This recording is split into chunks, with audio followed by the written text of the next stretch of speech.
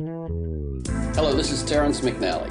As the Trump White House ups the ante on their disdain for and abuse of the Constitution, claiming executive privilege gives them the right to hide the full Mueller report, let's listen to my 2009 interview with Daniel Ellsberg, whose courageous civil disobedience stood up to Richard Nixon and led to one of the proudest moments for the Supreme Court when they declared the First Amendment gave the press the right to publish the Pentagon Papers. Will we be so lucky with the current court? Daniel Ellsberg is an American hero. September 23rd will be the 40th anniversary of his first night of copying the Pentagon Papers, which he took from the safe at the Rand Corporation in Santa Monica, California, and released to the public, and released the New York Times, the Washington Post, and ultimately 17 newspapers.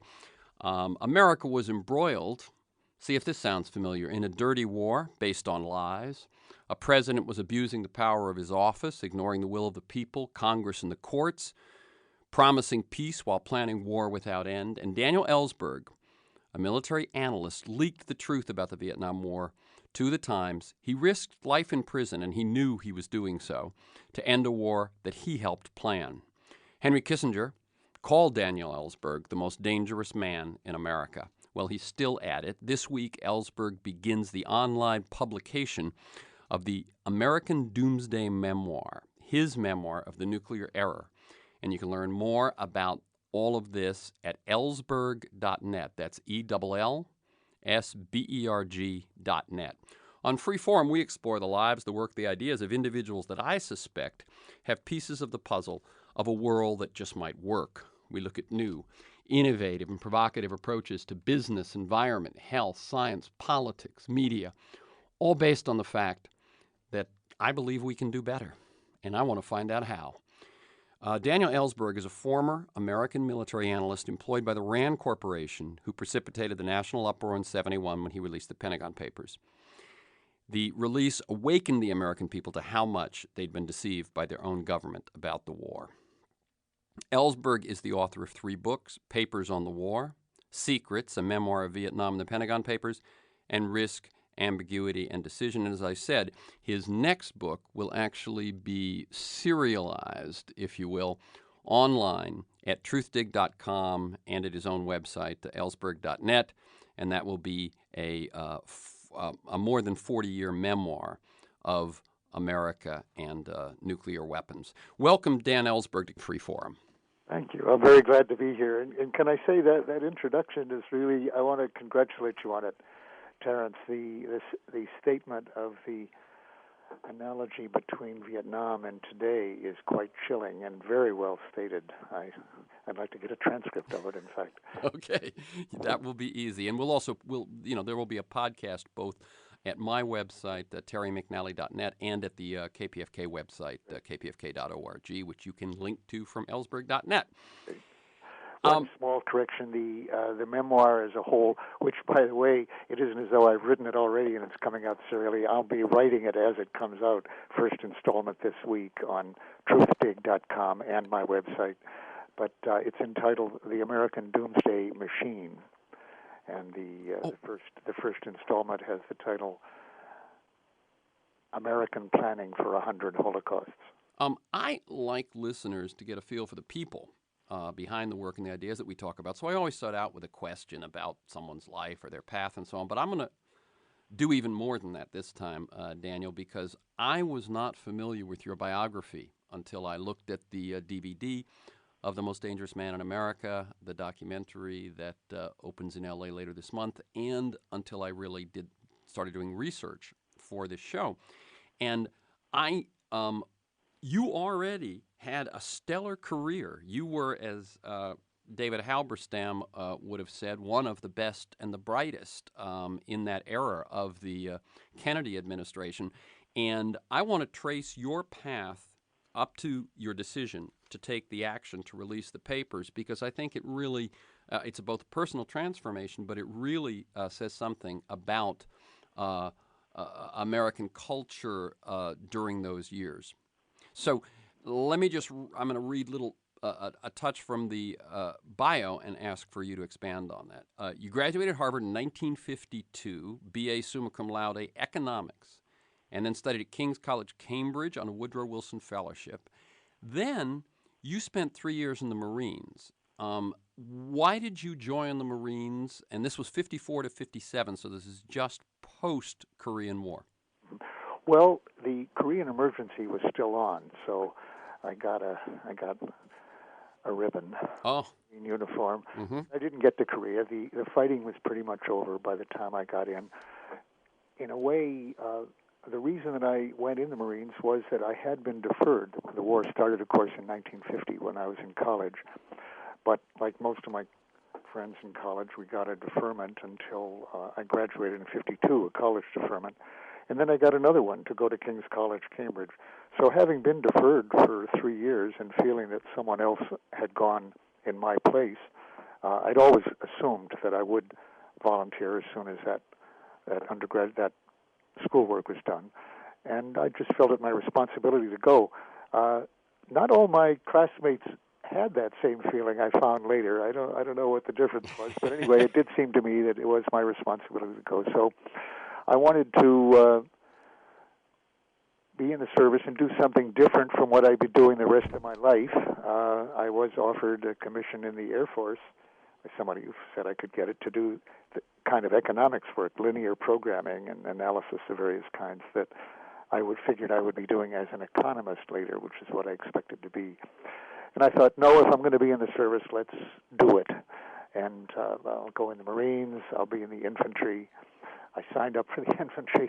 As a matter of fact, it makes me, in my 1,100 members of my basic school class at Quantico, I believe that something like 1,000 signed up for the motor corps or artillery or something like that.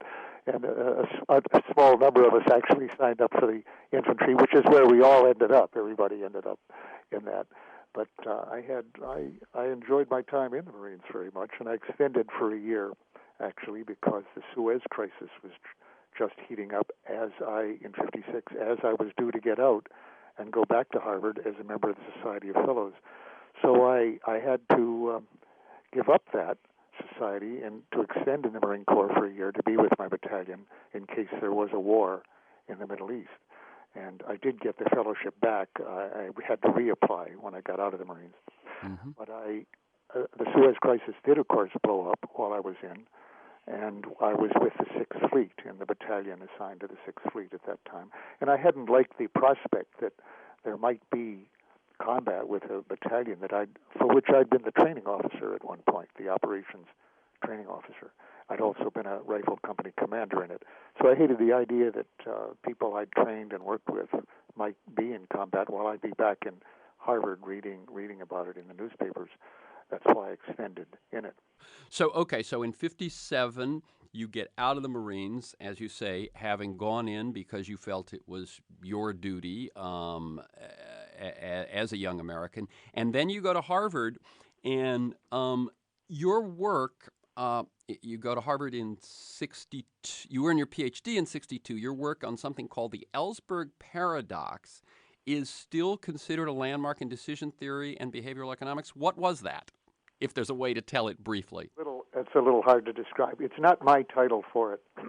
There was a theory of decision-making under uncertainty, what was reasonable, what was rational, appropriate to do in situations where you don't know with certainty the consequences of your actions. So there's a lot of uncertainty, which is just about all the time. And I was particularly looking at situations that were unusually uncertain, where there was a lot of controversy, what I called ambiguity, where you either had very little information or conflicting information. A lot of information, but it was contradictory, such as are there WMDs in Iraq? Exactly. A good example is Iran really on a nuclear weapons program? You hear quite different pieces of information and not a whole lot of information in any case. So there's a lot of uncertainty.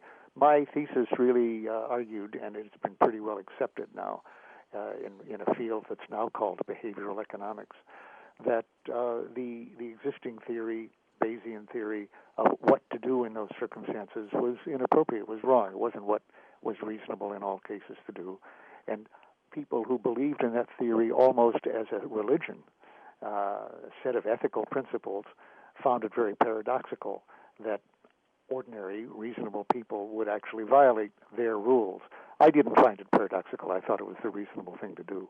Right, and this is that whole thing that seems to me, everything I learn about economics is that economics is a game played within certain assumptions, and oftentimes, if those assumptions aren't borne out in the real world, then the real world's wran and the assumptions. Well, economists have really dealt inadequately with uncertainty, as with a lot of other things. And to an extent that I find the idea of Nobel Prizes in economics something of a joke. It's not a science to that level at all, as we've just seen from the absurd collapse, not only of the financial sector, but of the theorists, the economists. Exactly. Who were assuring us that there was no problem. Right. And by the way, that Nobel Prize, you probably know this, Daniel, is not an official prize given by the Nobel. It's by some other group that thought economists should get in on the act. Let me tell people that it had some very smart people. Oh, yeah. Get it. But I'd say the prize as a whole, in the sense that it suggests it's a science, in the sense of physics, chemistry, that sort of thing. Yeah. Physics, that's absurd. Yeah. As we've just seen from the, as I say, right, real collapse of economic theories last year. So you've done your college, you've done your military, you've done your PhD, and then you become a strategic analyst in '59 at the Rand Corporation, a consultant to the Defense Department and the White House. At that point, you're not dealing with the Vietnam War, which is yet to even emerge for advisors, I think, at that point. But you are drafting guidance from Secretary of Defense Robert McNamara to the Joint Chiefs of Staff on operational plans for general nuclear war. Speak about that experience. Well, the way I got into that at the Rand Corporation initially, and then as a consultant, was that I found the problem, one of the problems they were working with at the Rand Corporation when I arrived there, and at first as a summer consultant in '58, was how to assure that there would be the capability to retaliate to a Soviet surprise attack. That was for the years of the so-called missile gap, when it was intelligence estimates were predicting that the Soviets would very shortly have an enormous superiority in missiles with which they might be able to disarm entirely our ability to retaliate, and that would tempt them perhaps to a first strike, to a surprise attack. So the problem I worked on for years, starting when I went to Rand, was how to deter, how to prevent any nuclear war from occurring under the assumption that the real risk was a Soviet surprise attack, and how to assure them that there would be a retaliation, that we'd have the capability to retaliate. Well, our system at that time was based on planes to start with, later missiles. But in either case, the idea of retaliating, if you waited until all the enemy, the Soviet warheads arrived, you might not have anything left to retaliate with. So the problem was when and at what point to get your planes off the ground so they wouldn't be caught on the ground. And likewise for the early missiles, especially before they were in hardened silos. So the question arose then, at what point should the president, on the basis of electronic warning, radar warning, or infrared warning, getting information that was inevitably, as I would put it, ambiguous, the way I've just described, because it could be false alarms. It could be some of these warnings came in from flocks of geese or our signals bouncing off the moon. Literally, that actually happened, indicating an enemy attack. If you got this warning, you wouldn't be sure that you were really being attacked. The system just had that shortcoming. At what point then should the president decide that the evidence was strong enough to actually launch this irrevocable act of launching all our missiles or our planes? So it was a decision under uncertainty, and the most fraught, dangerous decision in the history of the species. And I set out to find out how to reduce the ambiguity and how, in general, you could decrease the dangers of that situation.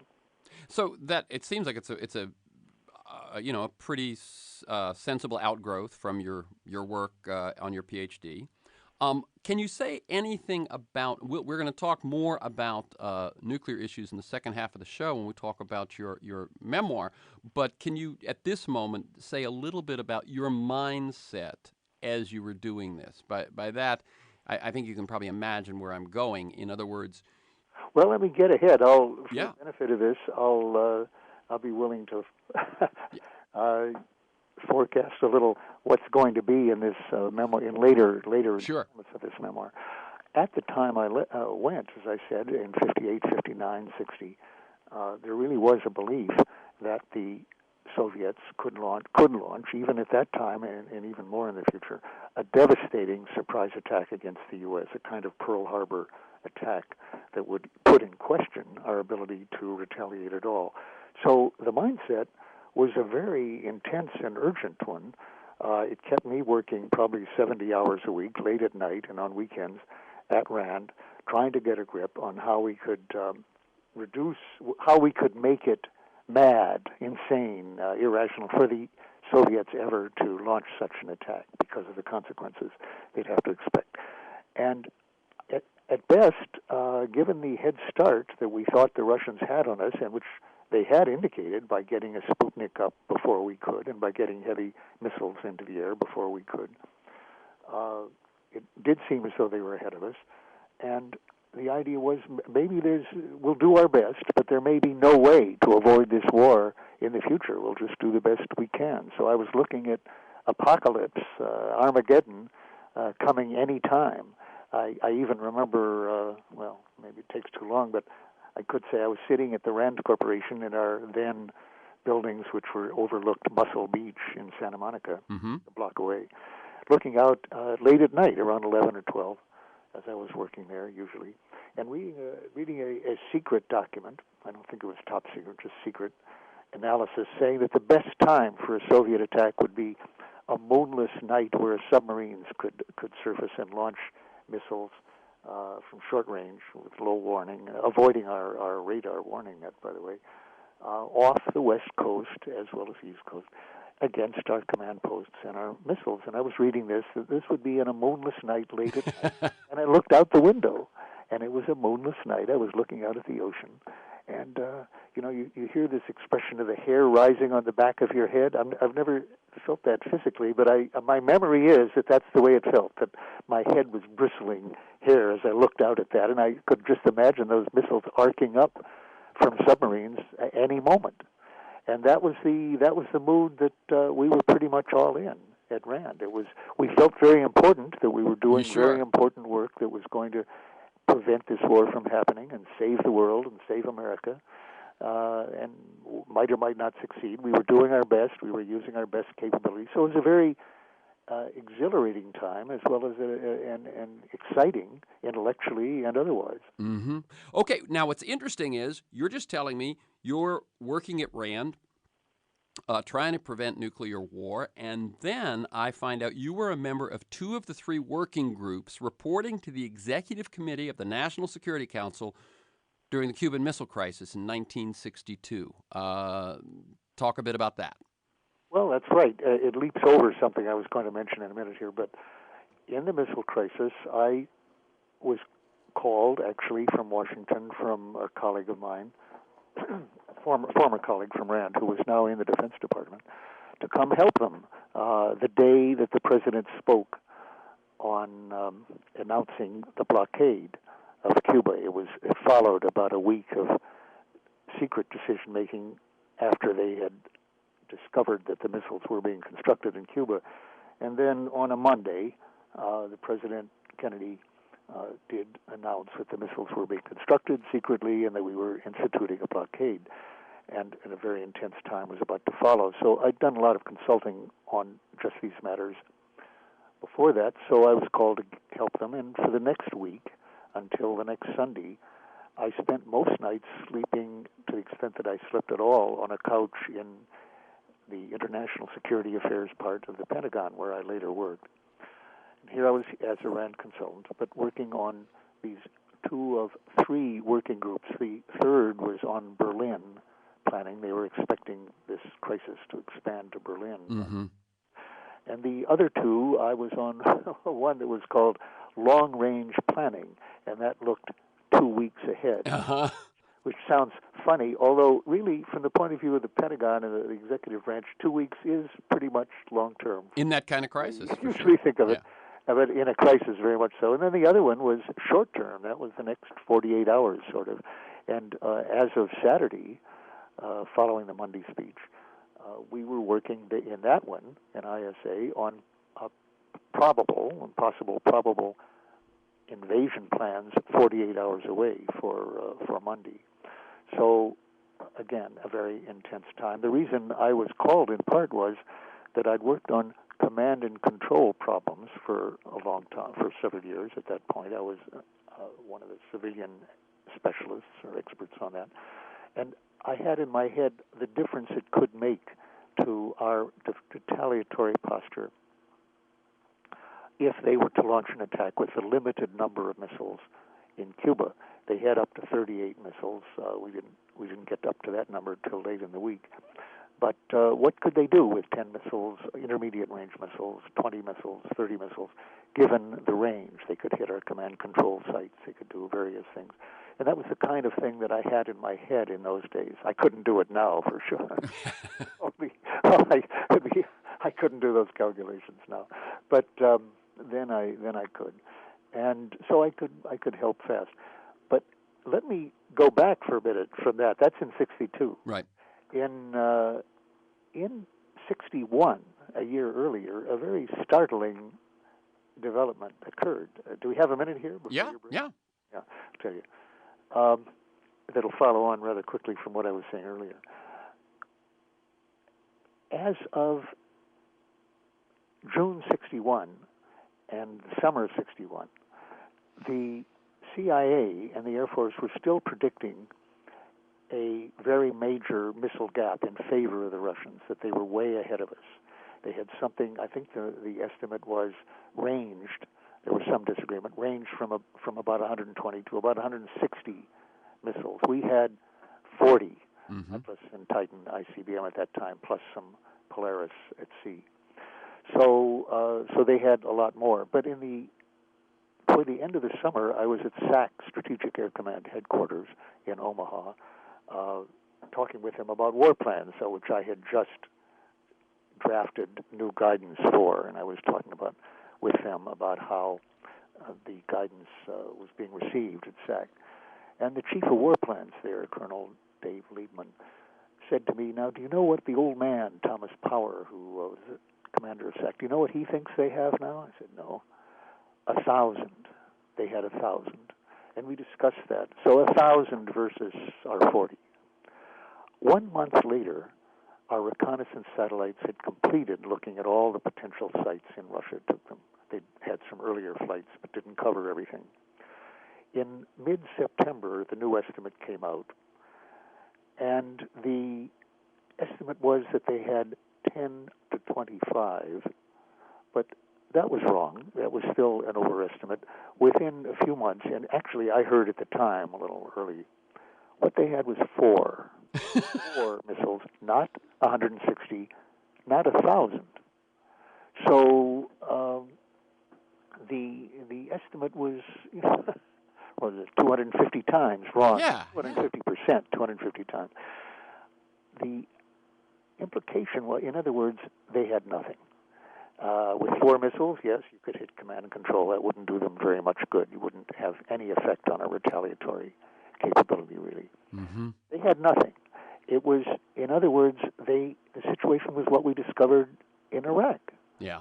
That instead of having, tons and hundreds of tons of nerve gas and biological warfare and where one little vial would do it, remember that? Yep. And missiles where we have Rumsfeld saying, we not only know they have them, this is unequivocal, we know where they are, he says on television. There wasn't anything. Yeah. Didn't have any of it. Well, the same was true in 1961. We'd been working at RAND for a number of people there had been doing it since, one could say at least 54 or earlier, working on this problem. But in the years I'd been there, for 3 years now, night and day, working on a totally illusory problem, a problem that was as illusory as Saddam's nuclear program in 2003. And yet one could say with the stakes much higher. Yes, we were terribly. It wasn't wrong, and I still don't feel that what we were doing was wrong-headed in view of our view of what we thought was the case in terms of the threat we faced. And yet, not to let us, or me, off the hook that much, how come there was no consideration, and now it's something I haven't mentioned, that the Army and Navy intelligence had been right? It wasn't as though this was totally unknowable, any more than the Saddam situation was unknowable, actually. The State Department intelligence had it right about Saddam, and actually they were pretty right on years earlier, as a matter of fact, compared to CIA or the USAF. But the Army and Navy, looking at pretty much the same information, had been saying since '58, a few, which was case. 4 is well described as a few. And we at RAND, just for whatever reason, because of the influence of the Air Force, which was our sponsor, the Air Force was, people I know were saying to me, those Army and Navy guys are traitors. Oh. They are just for their own service purposes of trying to hold down our Air Force budget and keep us from buying the number of missiles we need, which the Air Force said was 6,000 men, and then they got down to, that's in the longer run, maybe 10,000 Minutemen. That's solid-fueled missiles. Yeah. What's interesting, of course, in that 1,000, and unhappily, McNamara held them down to 1,000, and McNamara confirmed that 1,000 Minutemen after the new estimate of 4. They have 4. We'll go ahead with 1,000. That should be adequate. Wow. Well, the other thing that's striking, Daniel, the thing that's striking about that is that the Air Force interprets the Army and Navy as purposely deflating their estimate, but never understands that there might be some motivation for them. I have to give them credit for sincerity, because they really did feel emotionally that the Army and Navy people were literally, for service interests, bureaucratic interests, being treasonous to the interest. Amazing. This is Terrence McNally. You're listening to my 2009 conversation with whistleblower Daniel Ellsberg, who committed courageous civil disobedience against the Nixon administration and the Vietnam War. Daniel Ellsberg, let's move now. What we've been dealing with so far, for those who are just tuning in, is your, as I said, stellar career prior to the Pentagon Papers. You were sort of at the nexus of planning for a lot of what was going on in defense in the Kennedy administration. And now you joined the Defense Department in '64 as a special assistant to the Assistant Secretary of Defense, and you begin working on the escalation of the war in Vietnam. You then transfer to the State Department in '65 so that you can actually serve 2 years at the U.S. Embassy in Saigon. Describe those two experiences and what happened when you actually were on the ground in Saigon that might have influenced your further actions. Well, I came into the Pentagon as a full-time employee at the highest civil service grade. It was called a super grade, GS-18. And the people in the Pentagon that I was working with may well have wondered why this young guy was at this rate. Let's see, I was 33. Because I certainly didn't show the background in what I was assigned to work on, which was on Vietnam. And I really had very little background in any such thing. As we've just been saying, the reason I came in at that rate was that I had at a high level involvement in nuclear war planning, which looked like a quite different subject at that point.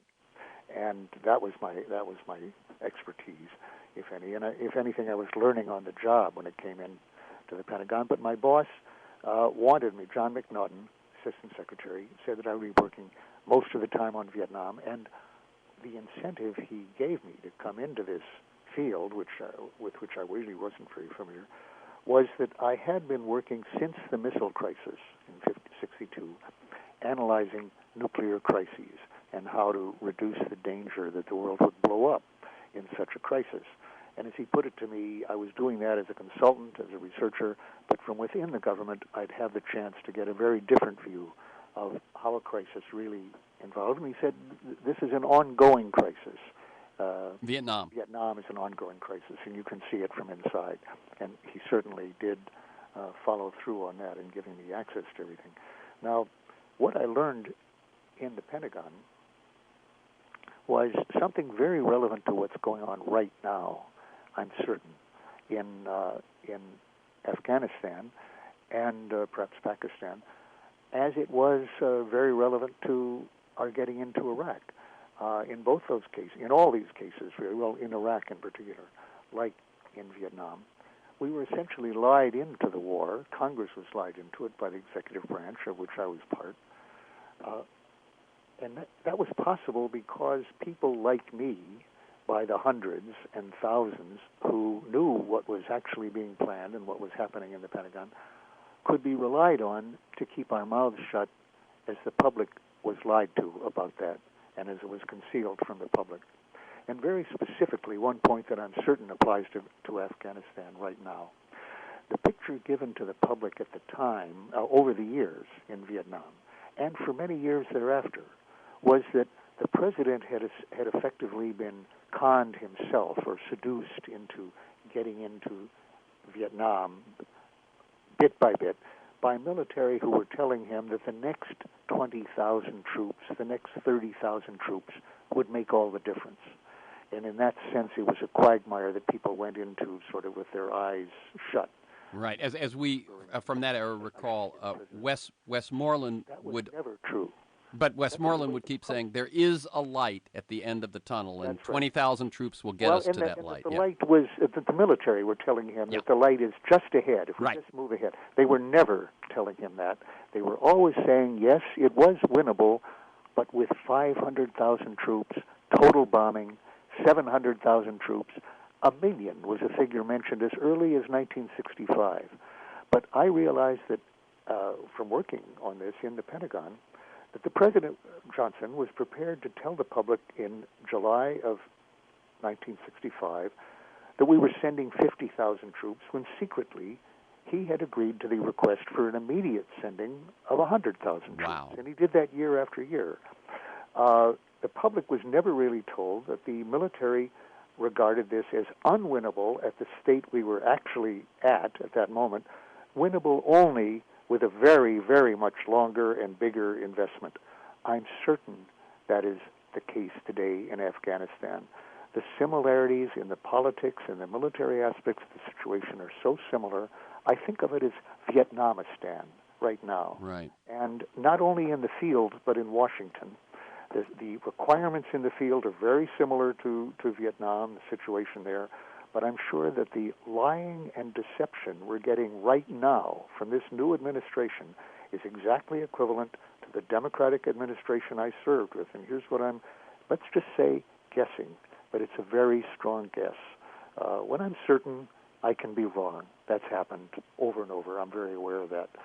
I'm just saying that, relatively speaking, I am relatively certain of the following, that the military are not telling Barack Obama that he will have any very ambitious kind of success at all with another 30,000 troops or another 50,000 troops.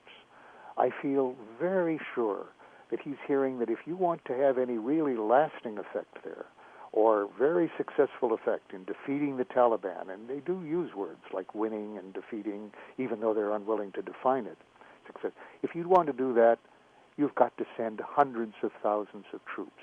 In fact, I think that I vaguely remember that the Rand Corporation has done some studies within the last couple of years that suggest just that you're talking about hundreds of thousands of troops. And I would trust them on that. Whether you'd succeed with hundreds of thousands is another matter, but I would trust them that you're not going to succeed in any significant sense with less than that. And I think the public should be told that, because that means that people at Rand, if they believe that, should not keep that to themselves and not just tell it to the client. Not just tell it to the client. That's exactly what I was going to say, yeah. Right. That the real client is us. Now, since I read it, I think in this case I'll give them credit. I think they did put out a public report. Well, that's really interesting. I'm Terry McNally. This is Freeform. I'm speaking with Daniel Ellsberg. You know him as the man who released the Pentagon Papers in 1971. But what we're talking about right now is his time as an advisor on the war in Vietnam prior to the release of those papers, and his estimation, his prediction, his certain, as he puts it, sense that something very similar is happening right now. And let me just echo what you said. In other words, it's not that the military isn't saying Afghanistan, or in that case Vietnam, might be winnable. That is probably so. But what you're saying is that the president, in that case Johnson, the president, in this case Obama, is misleading the public every time he says that these incremental increases are supposed to do anything that will have anything that will look like anything like victory. Now, he can, like victory, yes. Now, what you can do, and what Johnson did do, and what I'm sure he can do in Afghanistan, is stay there. Postpone any bottom line calculations here, any summing up, anything that would make it look as though he had failed or quit or given up or been weak. What he can do is simply stay in Kabul and do raids and whatever into the countryside of the kind that I participated in quite a bit in Vietnam. He can keep that doing indefinitely for, as the incoming Army Chief of Staff in Britain suggested recently, he can do it for 40 years. And it won't be Obama, but it'll be his successors, and his successors will have the same incentives as Obama, which is not to appear weak, not to be challenged, not to suffer the fate, let's say, of a Van Jones in his own right, and lose office. He can stay there saying, I'm being tough, I'm being weak, I'm being strong, I haven't given up. People will die on both sides, but maybe not so many that the public can't stand it. And in other words, we can keep up a stalemate for a long period. And if that's all he's aiming at doing, he can do that. But the public this time should have a clear opportunity to judge whether they think that is the right course for us to do. You may get the sense here that I feel it is not, as it was in Vietnam. Yes, it would be risky politically for him to get out of Afghanistan next year. There would be risks in it for him, except that he should ask himself, 2 years from now, will I be happy that I didn't get out, or will I wish that I'd gotten out? In Vietnam, there was scarcely a year in which it would not have been better for the U.S. to have gotten out a year earlier. Yeah, I recall a scene of you being interviewed just after you've released the papers, or perhaps when you're going to trial, and someone says, why have you risked, in your case, risked your career and perhaps life imprisonment? And you say, how could you not risk it? What I said was, wouldn't you go to jail to help end this war? Right. Well, it's turned out, unfortunately, I have to say, 40 years later, not many people are willing to risk their careers to save any number of lives. I'm sorry to say that. I don't understand it yet. It's not hard to understand why people would not flock to be on trial facing 100 years in prison. That's understandable. Most people wouldn't want to do that. I'm surprised that it's almost nobody. Yeah. And I'm not talking about prison. People who knew about the torture, who knew about the detention, who knew that Iraq was going to be a disaster. And I'm sure there were thousands of people in the Pentagon alone who knew that. How many of them risked their career to tell Congress that in time to stop it? And the answer is essentially none. I'm sorry to say that, and I don't even understand it, why it's that way. But they could do better. I liked what you said earlier. We can do better. Yeah. I was doing my best when I was at RAND and when I was in the Pentagon, when I was in Vietnam. I was as patriotic then as I am now. I was as conscientious. I didn't discover a conscience more recently. But my conscience was so socially constructed as do what the boss says, do what the president wants. Okay. You actually, one other thing, and we'll try to get to the nuclear issue in a second, although I think we're setting the stage for it. But you actually worked with Kissinger during '68, and taking the information which you later released to the public and using it as an argument with Kissinger that Vietnam was a folly and he was not receptive. So you worked hard inside before you ever came to the point where you would take the risk and break the law. Yes, absolutely. When I was a consultant, when I was in the Pentagon, it seemed, how could you possibly better influence policy for the better, how could you do it as well outside, conceivably, as inside? And that meant that you accepted the conditions of being listened to inside and being part of the policy process, which was to keep your mouth shut to the public, to let the president and his public affairs, his PR people, present the story to the public without any interference from you. Even when you knew the public was being lied to, Congress was being unconstitutionally manipulated and bypassed, and we were heading over a cliff, that we were heading for disaster. Even if you knew that, and you might be wrong, you might not know everything, you don't know everything, you know that. But your best information tells you, this is something I know about, and I know we're heading for disaster. As I say, I know that thousands of people knew that about Iraq and knew that about Vietnam. And yet, I and the others kept our mouths shut year after year and did nothing to alert the public because we thought, well, it's for the president to decide these things. What is Congress's parochial, Congress's short-term thinking, politically oriented domestic politics? Can't rely on them. What I learned from Vietnam was that our founders had a very good idea when they constructed when they wrote the Constitution, Article 1, Section 8, and they gave the power of war and peace to Congress. We've gotten away from that. But the idea of that was that Congress declares war, and that really meant Congress decides whether we go to war or not. People argue about that, but I think the intention of the founders was clear, and for very good reason. You shouldn't leave these decisions to one man, whether that man is George W. Bush or Lyndon Johnson or Barack Obama, that really you'll do better.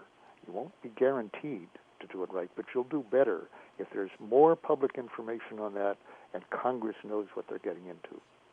Very good. That's the voice of Daniel Ellsberg. I'm Terry McNally. This is Free Forum on KPFK. A documentary about Daniel's life and work, The Most Dangerous Man in America, opens in Santa Monica later this month. You can learn more about that at themostdangerousmaninamerica.com. And there is a benefit premiere to pay for to raise money for an Oscar run with this documentary, and that is the 23rd of September at the Monica Fourplex. Daniel begins publishing in sections, online publishing, The American Doomsday Machine, his memoir of America's nuclear policy over the last, all of America's nuclear policy, and that will begin this week at truthdig.com, Bob Scheer's website, and at ellsberg.net. Let me actually, so at a certain point, you've worked within with the work you in. What is the moment when you decide you will break the law, copy the papers, and put them out? Strangely enough, in this country, I didn't break the law. I assumed there was a law that I was breaking, that we had the equivalent of an Official Secrets Act, but we don't. The First Amendment has always been regarded up till now, or almost always, as precluding the kind of Official Secrets Act that criminalizes putting out any classified information of the kind that Britain does have, and most countries in the world do have. So there I would have been clearly breaking the law. Here I thought I was wrongly because I didn't know much about the First Amendment. I didn't think the Constitution had much bearing on what I did. I worked for the president, basically, and we were beyond all that. So that was a very familiar feeling to me. Mm-hmm. I didn't think about the oath I'd taken to the Constitution or what that might mean. But, in our last few minutes here, it occurs to me I'm having this interview in Los Angeles, for Los Angeles, and possibly speaking to some people at RAND. And I haven't been able to speak to people directly at RAND for 40 years. I haven't been allowed in the building, actually. I was in once and was quickly ordered out by the president of RAND about 10 years ago. So I haven't had the chance to really either share my experiences or let them express their great, in many cases, feelings of anger and betrayal and disagreement with me. I'd be glad to let them have the chance to vent at me, but that hasn't come about. It might come about this month. It occurs to me because I was just realizing the other day this theater is just a block or two. That's right. From the Rand Corporation. It wouldn't be too hard for them to get over to it in their lunch hour or right after work, or it really should be during work because it's part of their should be part of their work. But I am so anxious for them to see this film in the sense that I wish I'd seen something like it much earlier. I'm not sure there haven't been too many films like it.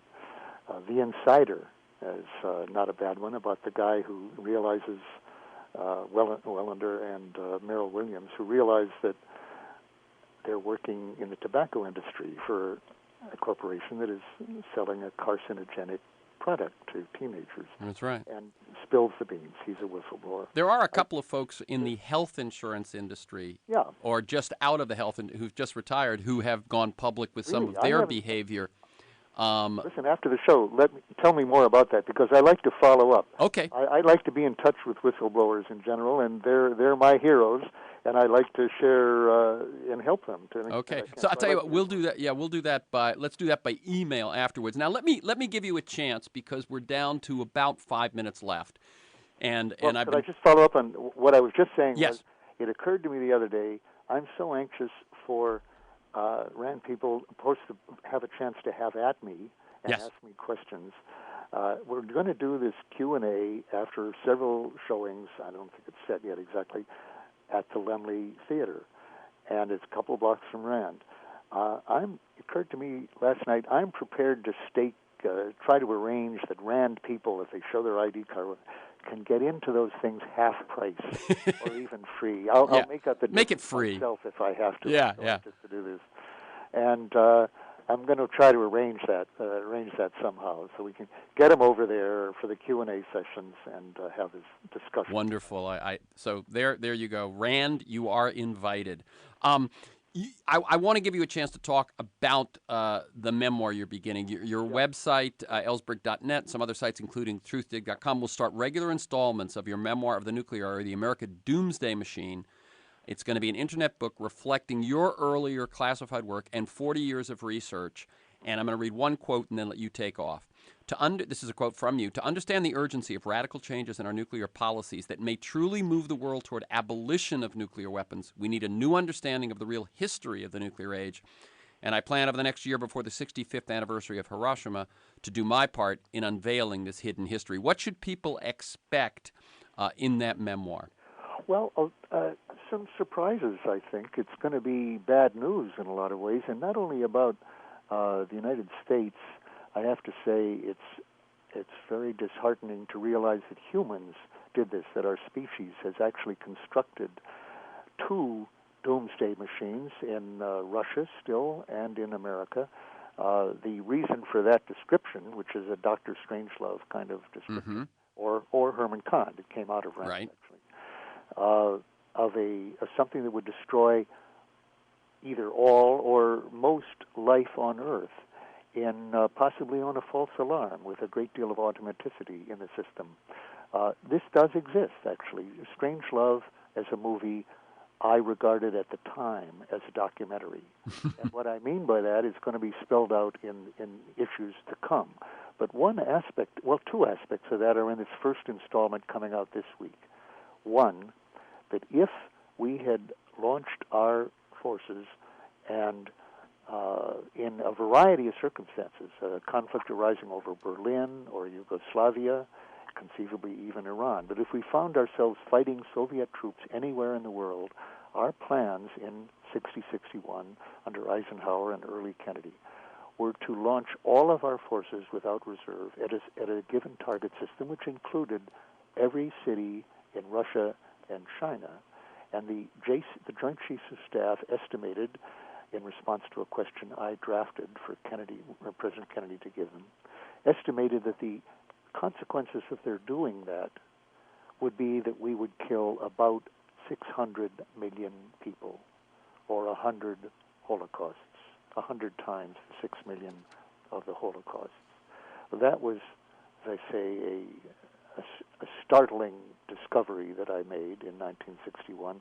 And I'll add to it one thing that I just deal with briefly in this first installment, and I'm going to deal with much more in the next installment.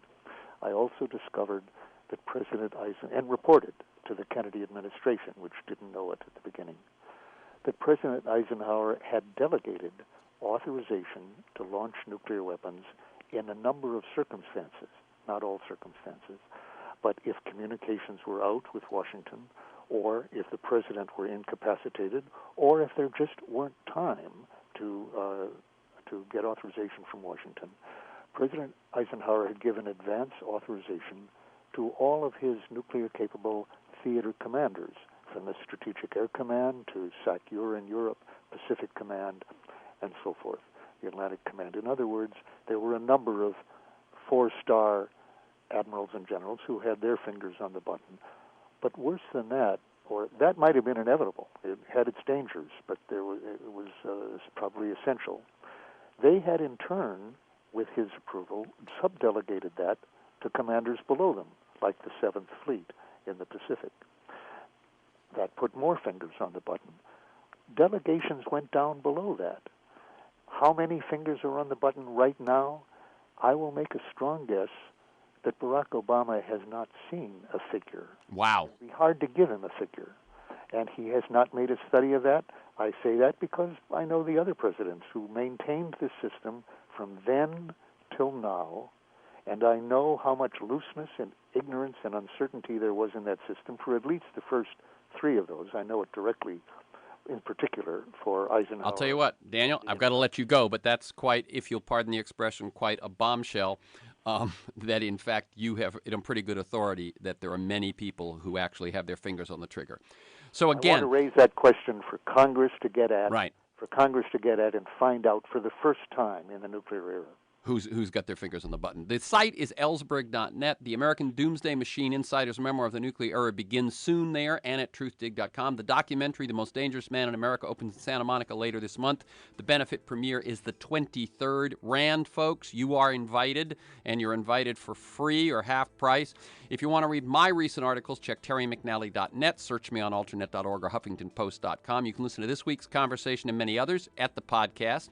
You can also sign up to have it delivered to you weekly, or you can sign up by emailing me at TEMcNally, that's one word, TEMcNally, at mac.com to get weekly announcements of who's going to be on, what we're going to talk about, and some background on the issues. Thank you to Dan Mizrahi in production, Matt Perez in traffic, and to you, my listeners. Thank you, Dan Ellsberg. Keep up the good work.